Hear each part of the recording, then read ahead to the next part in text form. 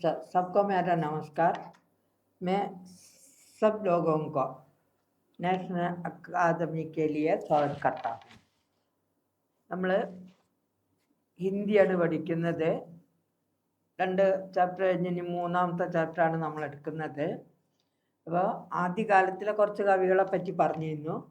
അതായത് തുളസീദാസ്, മീരാബായി, പിന്നെ സൂർദാസ് തുടങ്ങിയിട്ടുള്ള കുറച്ച് കവികളൊക്കെ മുന്നത്തെ പാഠത്തിൽ എടുത്തു കഴിഞ്ഞു. ഇനി നമ്മൾ ആദ്യകാല കവികളായിരുന്നു അവർ. ഇപ്പം നമ്മൾ പഠിക്കാൻ ആദ്യകാലമല്ല, ഭക്തികാലത്തിലെ കവികളായിരുന്നു അവർ. ഇനി നമ്മൾ പഠിക്കാൻ പോകുന്ന രീതികാലം, ഭക്തികാലത്തിന് ശേഷം വരുന്ന കാലമാണ് രീതികാലം. ഇന്ത്യൻ സാഹിത്യത്തെ അങ്ങനെ 2-3-4 വിഭാഗങ്ങളായിട്ട് വിഭജിച്ചിട്ടുണ്ടെന്നൊക്കെ നിങ്ങൾ കുട്ടികൾ പഠിച്ചിട്ടുണ്ടായിരിക്കും. അപ്പം അങ്ങനെയുള്ള അതിലെ രീതികാലത്തിലെ 2 കവികളെ പറ്റിയാണ് നമ്മളിപ്പോൾ പഠിക്കാൻ പോകുന്നത്. അതാണ് രീതികാലത്തിലെ 2 കവികൾ. അതാരാണ്? ഒന്ന് ബിഹാരി ലാലാണ്, ഒന്ന് പത്മാകർ. ആരൊക്കെയാണ്? ബിഹാരി, പത്മാകർ. അപ്പം അവർ ബിഹാരി ലാലാണെങ്കിലും പത്മാകരാണെങ്കിലും കൃഷ്ണഭക്ത കവികളായിരുന്നു. അപ്പം ഭക്തികാലത്ത് ഭക്തിക്കാണ് കൂടുതൽ പ്രാധാന്യം ഉണ്ടായിരുന്നത്. എന്നാൽ രീതികാലത്തിലേക്ക് വന്നപ്പോൾ എന്തായി?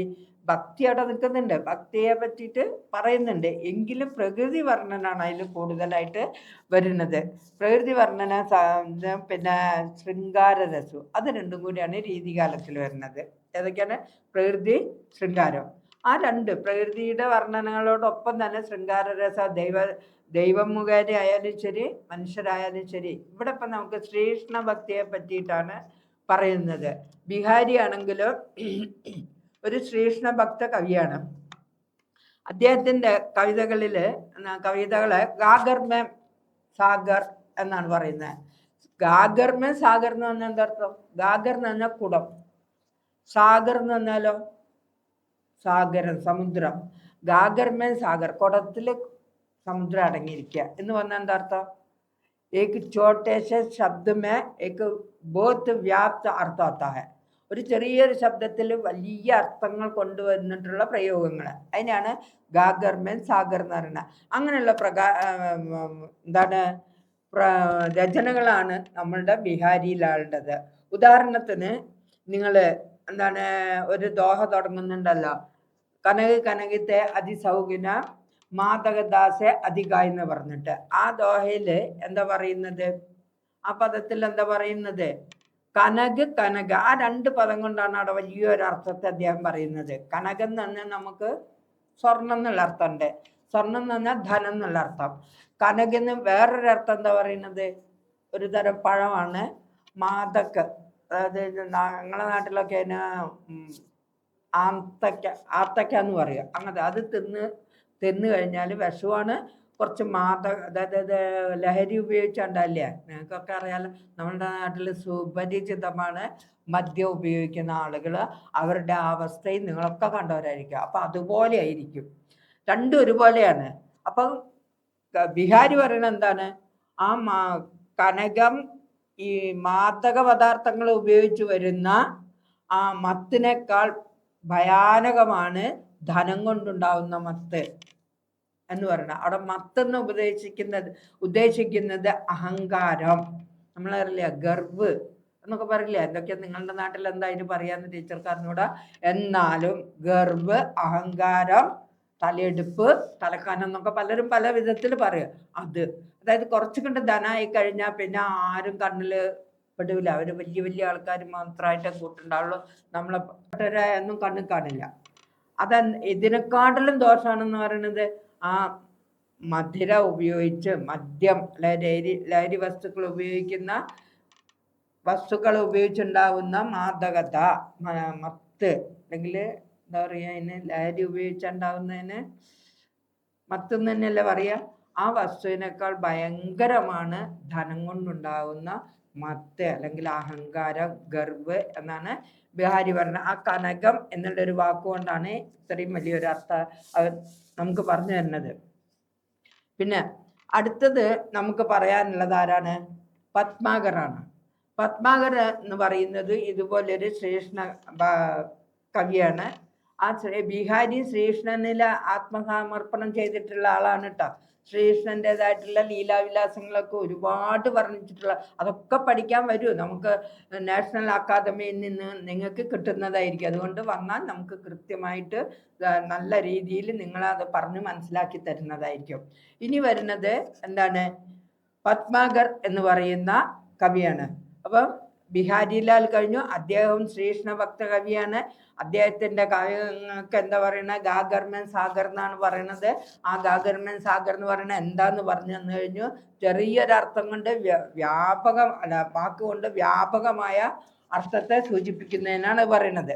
അപ്പം നമ്മൾ ഭഗവാനെ പലതരത്തിലും വിളിക്കാറുണ്ട്, പലതരത്തിൽ വർണ്ണിക്കാറുണ്ട് എന്നൊക്കെ നമ്മൾ അതിൽ പഠിക്കാനുണ്ട്. നിങ്ങൾ അഗർ ആയേത്തോ തുമേ പടായേഗ समझा।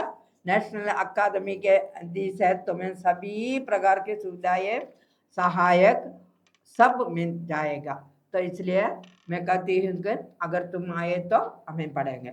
ഇതിപ്പോൾ അത്രയും നമ്മൾ ബിഹാരിനെ പറ്റി വന്ന് 4 ദോഹകളാണ് നമുക്ക് അതിൽ പഠിക്കാനുള്ളത്. ഇനി അടുത്തത് പത്മാകറാണ്. പത്മാകറിൽ 2 പദമറ്റേ ഉള്ളൂ പഠിക്കാനുള്ളത്. അതും പത്മാകരന്റെ കൃതികളിലാണ്. അത് ഒരു ഗോപികയുടെ സംസാരമാണ്. ഒരു ഗോപിക ശ്രീകൃഷ്ണനോടുള്ള അടുപ്പം തൻ്റെ സഖിയോട് പറയുന്ന ഒരു സന്ദർഭത്തിലുള്ളൊരു പദമാണ് അതിലുള്ളത്. അതായത് പത്മാകർ എന്താ ചെയ്തിട്ടുള്ളത് വെച്ചാൽ, പത്മാകർ ഈ കാലങ്ങള് വസന്ത ഋതുവിനെയും പ്രേമത്തെയും കൂടി ശൃംഗാരത്തെയും കൂടെ കൂട്ടി യോജിപ്പിക്കുക ചെയ്തത്. അതായത് ഹോലി എന്ന് പറഞ്ഞാൽ നിങ്ങൾക്കറിയാമല്ലോ, ഹോലി ഉത്സവമൊക്കെ നമ്മൾ ടി വിയിലൂടെയും കാണാറുണ്ട്, പലരും പോയി കണ്ടവരുണ്ടായിരിക്കും, കൂടിയവരൊക്കെ ഉണ്ടായിരിക്കും. അപ്പം ആ ഉത്സവത്തോടു കൂടി ശൃംഗാരരസത്തെ കൂട്ടുകയാണ് ചെയ്യുന്നത് പത്മാകർ. അങ്ങനെയുള്ളൊരു കവിതയാണ്, ഒരു ദോഹ പദമാണ് അതിലുള്ളത്. അതായത് ഹോലി കളിച്ചുകൊണ്ടിരിക്കുമ്പോൾ, ഹോലി കളിക്കുക എങ്ങനെയാണെന്ന് നിങ്ങൾക്ക് അറിഞ്ഞൂടാ? കുങ്കുമം, ഇപ്പൊക്കെ കുങ്കുമം കളറ് വെള്ളാക്കിയിട്ട് ആളുകൾ തമ്മിൽ ഒഴിക്കുന്നുണ്ട്.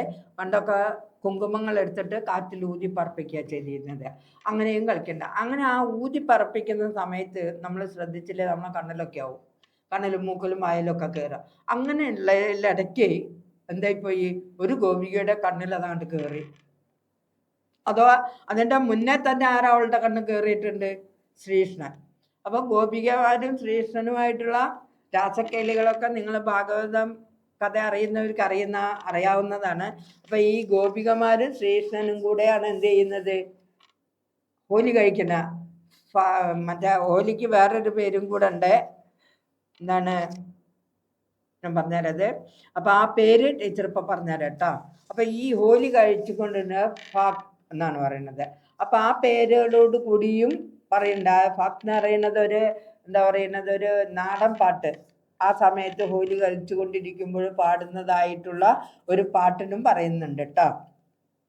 അപ്പം ആ പാട്ടിനോടൊപ്പം ഹോലി കളിച്ചുകൊണ്ടിരിക്കുമ്പോഴും ഈ ഗോപികയുടെ കണ്ണിൽ പൊടി കയറുന്നു. പൊടി കയറിയിട്ട് ഗോപി അത് കഴുകിക്കളഞ്ഞു. എന്നാലും പൊടി പോയി, കുങ്കുമം പോയി. എന്നാൽ ഗോപികയുടെ കണ്ണിൽ നിന്ന് മനസ്സിൽ നിന്ന് ആര് പോകുന്നില്ല? ശ്രീകൃഷ്ണൻ പോകുന്നില്ല.